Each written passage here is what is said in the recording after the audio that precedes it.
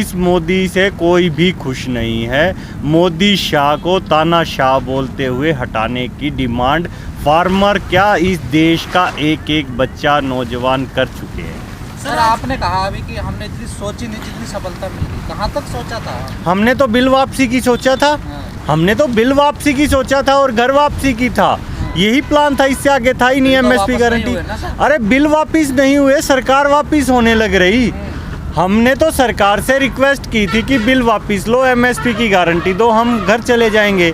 अब सरकार ने हमें ये अपॉर्चुनिटी दी है कि हम सरकार बनाएं और आगे से ऐसे तानाशाहों को रोकें और देश को भी चलाएं। जो देश में युवा को दिक्कत है, महंगाई की दिक्कत आम जनता को है, उसका भी सारा कार्य आज ये किसान आंदोलन ही तो कर रहा है। विपक्ष कहाँ पे है? नहीं, आप कह रहे हैं कि हम तो सरकार के लिए कह रहे हैं, आप तो हरियाणा की सरकार भी नहीं गिरा पाए। हरियाणा में आज की ताज़ा न्यूज़ है, आपने देखा होगा हिसार में, क्या हिसार में दुष्यंत जी आ गए? अरे हरियाणा सरकार, हरियाणा में तो आओ, चंडीगढ़ केंद्र शासित प्रदेश है, हरियाणा का हिस्सा नहीं। चंडीगढ़ केंद्र शासित प्रदेश में ही रहते हैं वो। हरियाणा में घुसे तो उतरे तो हेलीकॉप्टर हवाई अड्डे से बाहर तो निकले। करनाल में क्या हुआ था और आज हिसार में क्या हुआ है? जो पंजाब में क्या हुआ, वही करोगे क्या आप भी?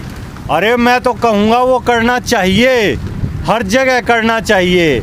मैं कहीं ऐसी घटनाओं की निंदा नहीं करता, जिन लोगों ने किया उन लोगों की तारीफ करता हूँ, ठीक है? नहीं, इनको घेरो और मोदी और शाह को इनको पता होना चाहिए ये बीजेपी के लोग ही मूर्ख हो चुके हैं। उसके कपड़े किस लिए उतारे गए? किसानों की वजह से नहीं, मोदी की वजह से।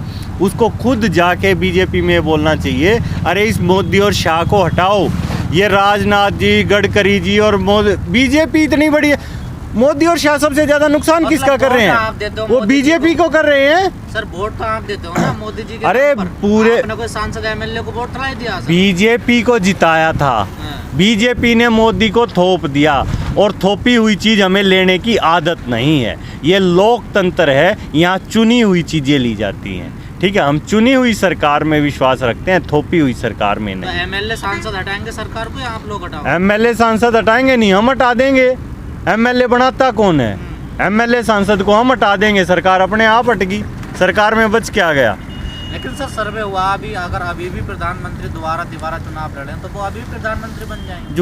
झूठे सर्वे, झूठी मीडिया। पहली बार आपके ऊपर क्वेश्चन उठा है लोगों को कि सिर्फ 2 आदमियों की वजह से। अरे ये मीडिया 70 साल से देश में काम कर रहा था, इस मीडिया को कभी गोदी मीडिया कहा गया?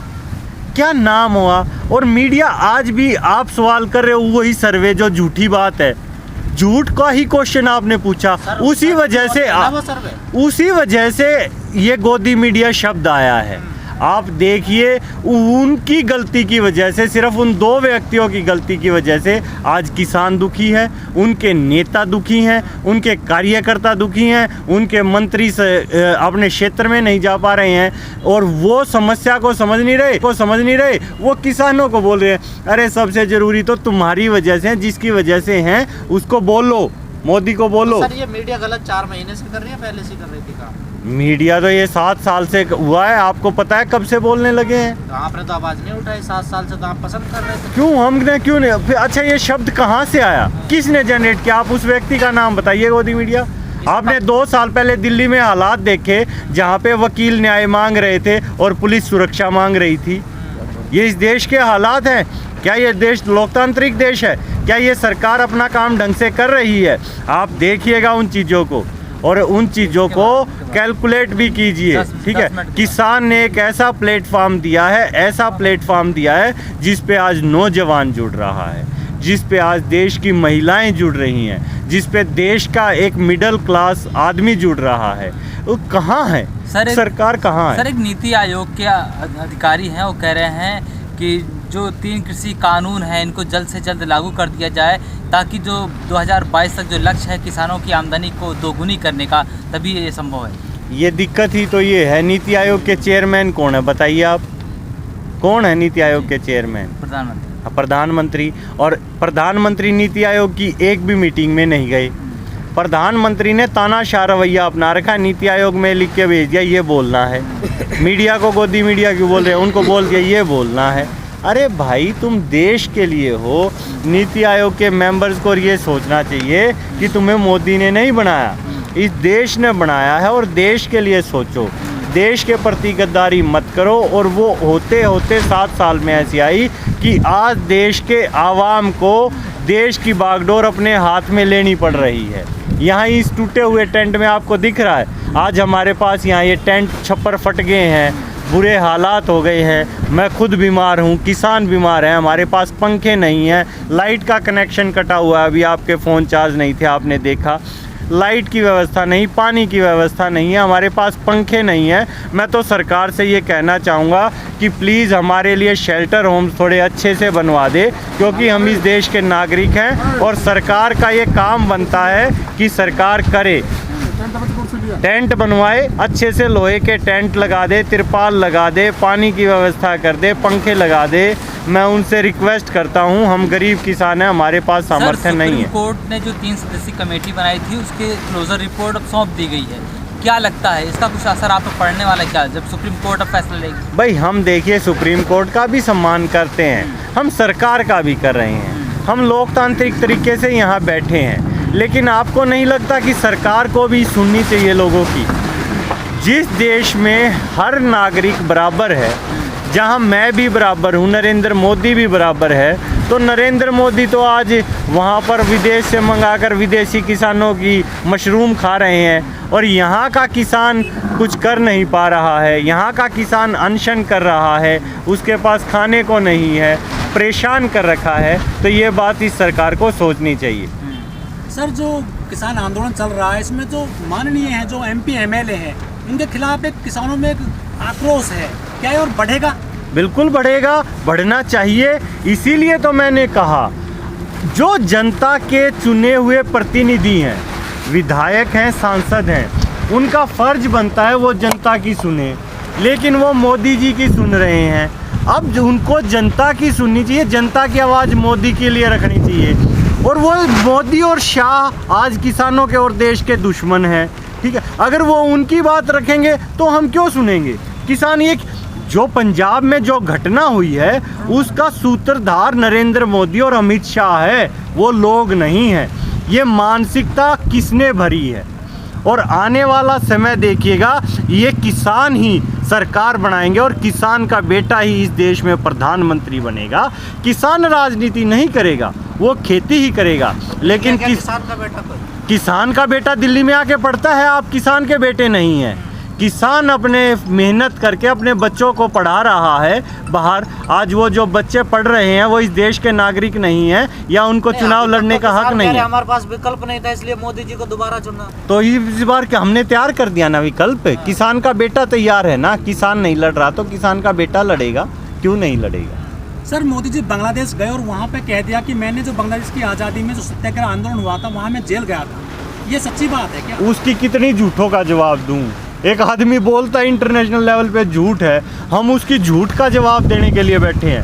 हम अपने हक की लड़ाई लड़ रहे हैं। जो सड़क होती है वो चलने के लिए होती है, बैठने के लिए नहीं। यहाँ हमने 2 डिग्री टेम्परेचर में भी रातें काटी हैं, घुटनों तक पानी भरा हो, 2 डिग्री टेम्परेचर हो, एक किसान ही समझता है कैसे पानी दिया जाता है। इन किसानों की दशा देखिए आप, आपके सामने चारों तरफ देख हालात है।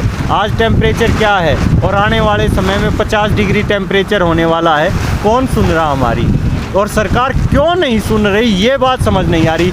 आप भी, कोई भी आदमी इस चीज़ पे प्रश्न नहीं उठा रहा कि मोदी को और अमित शाह को इस्तीफा दे देना चाहिए। ये बीजेपी कहाँ सोई हुई है? भारतीय जनता पार्टी ने अपनी पार्टी इन 2 लोगों को बेच दी है क्या? क्या चल रहा है पार्टी में? राजनाथ सिंह जी हैं, नितिन गडकरी जी हैं, इतने इनके अलग लीडर्स हैं, वो क्यों नहीं आ रहे? ये क्या उनमें प्रधानमंत्री बनने की क्षमता नहीं है क्या? क्या इन्हीं को है? क्या नारे देते हैं ये, क्या बात करते हैं? कहीं ना कहीं मुद्दे हिंदू मुस्लिम और ये वो, देश के कॉन्स्टिट्यूशन को पढ़ते। भारत का प्रधानमंत्री और गृह मंत्री एक जिम्मेदार पद होता है, उस पद पे ऐसी ऐसी बात करना गलत बात है। देश धर्मनिरपेक्ष है जहाँ पे सब बराबर है, सब बराबर। सुब्रमण्यम स्वामी जो बीजेपी के बड़े नेता हैं, अभी बार बार वो बीजेपी पर, सरकार पर निशाना साधते रहते हैं। अभी कल ही उन्होंने कहा कि अब इमरान खान के साथ वो लंदन में जाकर डिनर भी करेंगे और कश्मीर के मुद्दे को लेकर के काफ़ी चीज़ें को अंदर अंदर समझौता कर रहे हैं। पहले तो बताऊं, सुब्रमण्यम स्वामी ने बाद में भारतीय जनता पार्टी ज्वाइन करी।